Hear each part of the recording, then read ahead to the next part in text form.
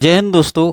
NGO क्या होता है, इसका काम क्या होता है, इससे समाज सेवा कैसे की जाती है और इससे लोग किस तरह काम करके आगे बढ़ते हैं। आखिर एनजीओ का रजिस्ट्रेशन कैसे कराया जाता है, इसमें कितने लोग चाहिए, खर्च कितना आता है, कौन कौन से डॉक्यूमेंट लगते हैं, सरकारी फंड कैसे मिलता है और कौन सा एनजीओ सबसे आसान होता है। तो आज की इस वीडियो में मैं आपको शुरू से लेकर आखिर तक पूरी जानकारी देने वाला हूं। बने रहिए तो आप खुद समझ जाएंगे कि एनजीओ कैसे बनाया जाता है और उसे कैसे चलाया जाता है। दोस्तों, एनजीओ का फुल फॉर्म होता है नॉन गवर्नमेंट ऑर्गेनाइजेशन, यानी गैर सरकारी संगठन। इसका मतलब ऐसा संगठन जो समाज सेवा के लिए बनाया जाता है। इसके जरिए आप शिक्षा, स्वास्थ्य, गरीबों की सहायता, पर्यावरण, रक्तदान शिविर, कोचिंग संस्थान, स्कूल और कई तरह के सामाजिक कार्य कर सकते हैं। अब सबसे पहले जान लेते हैं कि एनजीओ कितने प्रकार के होते हैं। भारत में मुख्य रूप से 3 तरीकों से एनजीओ रजिस्टर कराया जाता है। पहला होता है सोसाइटी रजिस्ट्रेशन, दूसरा ट्रस्ट रजिस्ट्रेशन, तीसरा होता है कंपनी एक्ट 2013 के तहत रजिस्ट्रेशन। इन तीनों में से किसी में भी रजिस्ट्रेशन करा लीजिए, आप पूरे भारत में काम कर सकते हैं। चाहे आपने अपने ज़िले से रजिस्ट्रेशन कराया हो या राज्य से, संस्था पूरे देश में काम कर सकती है। अब पहले बात करते हैं सोसाइटी रजिस्ट्रेशन की। सोसाइटी एक्ट 1860 के तहत इसका रजिस्ट्रेशन होता है। इसके लिए कम से कम 7 लोगों की ज़रूरत पड़ती है। 7 से ज़्यादा लोग भी रख सकते हैं, जैसे 9 सदस्य या 11 सदस्य। इनमें एक अध्यक्ष होता है, एक सचिव, एक कोषाध्यक्ष और बाकी सब सदस्य रहते हैं। यही लोग मिलकर संस्था का संचालन करते हैं, मीटिंग करते हैं, फंड का हिसाब रखते हैं और फैसला लेते हैं कि संस्था कौन कौन सा काम करेगी। अब इसमें कौन कौन से डॉक्यूमेंट लगते हैं वो भी समझ लेते हैं। सभी सदस्यों का आधार कार्ड या voter card, pan card, passport size photo, office का एड्रेस प्रूफ, अगर ऑफिस किराए पर है तो रेंट एग्रीमेंट और अगर खुद की जगह है तो उसका कोई प्रूफ। इसके बाद आपको संस्था का एक यूनिक नाम चुनना होगा। ऐसा नाम जो पहले किसी दूसरी संस्था का ना हो, इसलिए बेहतर यही है कि पहले 4-5 नाम सोचकर रखें। फिर संस्था का उद्देश्य तय करना होता है कि आप किस क्षेत्र में काम करेंगे। शिक्षा, स्वास्थ्य, पर्यावरण, महिला सशक्तिकरण, गरीब सहायता या अन्य सामाजिक कार्य आदि आदि। इसके बाद एक वायलाज या नियमावली तैयार की जाती है। इसमें संस्था के नियम, पदाधिकारी, कार्य और उद्देश्य लिखे जाते हैं।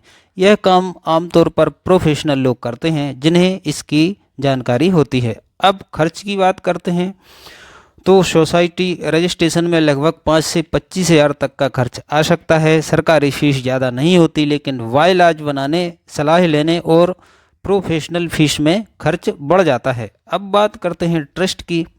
ट्रस्ट बनाना काफ़ी आसान माना जाता है। इसमें सिर्फ 2 लोगों से भी काम चल जाता है, एक अध्यक्ष और एक सचिव।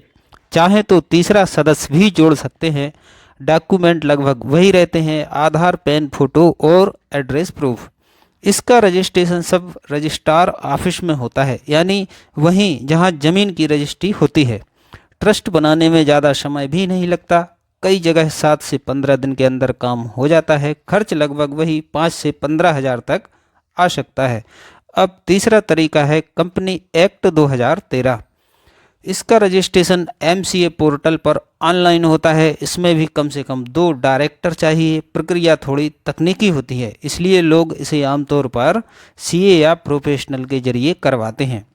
अब सबसे ज़रूरी सवाल, एनजीओ में पैसा या फंड कहाँ से आता है। जब आपका रजिस्ट्रेशन हो जाता है तो सबसे पहले संस्था के नाम से बैंक अकाउंट खोलना होता है। बैंक में संस्था का सर्टिफिकेट और पैन कार्ड देना पड़ता है। अकाउंट संस्था के नाम से खुलता है, लेकिन उसे अध्यक्ष, सचिव या कोषाध्यक्ष ऑपरेट करते हैं। इसके बाद संस्था का पैन कार्ड भी बनवाना जरूरी होता है।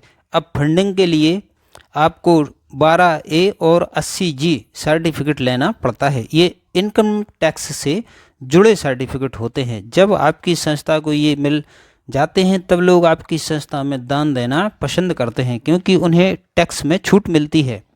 इसके बाद आप लोगों से डोनेशन ले सकते हैं, सदस्यता शुल्क ले सकते हैं, छोटे छोटे कैंप लगा सकते हैं और समाज सेवा के काम शुरू कर सकते हैं। अगर आपकी संस्था लगातार 3 सालों तक काम करती रहती है और आपके पास काम के फोटो, रिकॉर्ड और सबूत रहते हैं तो आगे चलकर सरकारी फंड मिलने की संभावना भी बढ़ जाती है। कई बड़े एनजीओ छोटे एनजीओ को भी काम देते हैं। जैसे किसी बड़े संगठन को करोड़ों का प्रोजेक्ट मिला तो वो उसका कुछ हिस्सा दूसरे एनजीओ को देकर काम करवाते हैं। इसके अलावा आप शिक्षा के क्षेत्र में काम कर सकते हैं, कोचिंग चला सकते हैं, कम फीस में बच्चों को पढ़ा सकते हैं, स्वास्थ्य शिविर लगा सकते हैं, रक्तदान कैंप कर सकते हैं और बहुत सारे सामाजिक कार्य कर सकते हैं। अब आखिरी सवाल, संस्था चलाने वाले लोगों की कमाई कैसे होती है? देखिए, संस्था के पद के लिए सैलरी नहीं मिलती, लेकिन अगर कोई व्यक्ति संस्था में किसी प्रोफेशनल काम की जिम्मेदारी निभा रहा है, तो जैसे मैनेजमेंट, टीचिंग, अकाउंट संभालना या ऑफिस चलाना, तो संस्था उसे नियम के अनुसार सैलरी भी दे सकती है। जैसे जैसे संस्था बड़ी होती जाती है वैसे वैसे काम और सैलरी भी बढ़ती जाती है। तो दोस्तों, मुझे उम्मीद है कि इस वीडियो में मैंने आपको एनजीओ के रजिस्ट्रेशन से जुड़ी लगभग सारी ज़रूरी जानकारी आसान भाषा में समझा दी है। अगर फिर भी आपका कोई सवाल रह गया हो तो कमेंट में ज़रूर लिखिएगा और अगर वीडियो पसंद आए तो चैनल को सब्सक्राइब जरूर कर लीजिए और बेल आइकन दबा दीजिए ताकि आगे भी आपको ऐसी जानकारी मिलती रहे। मिलते हैं अगली वीडियो में एक नए विषय के साथ। जय हिंद।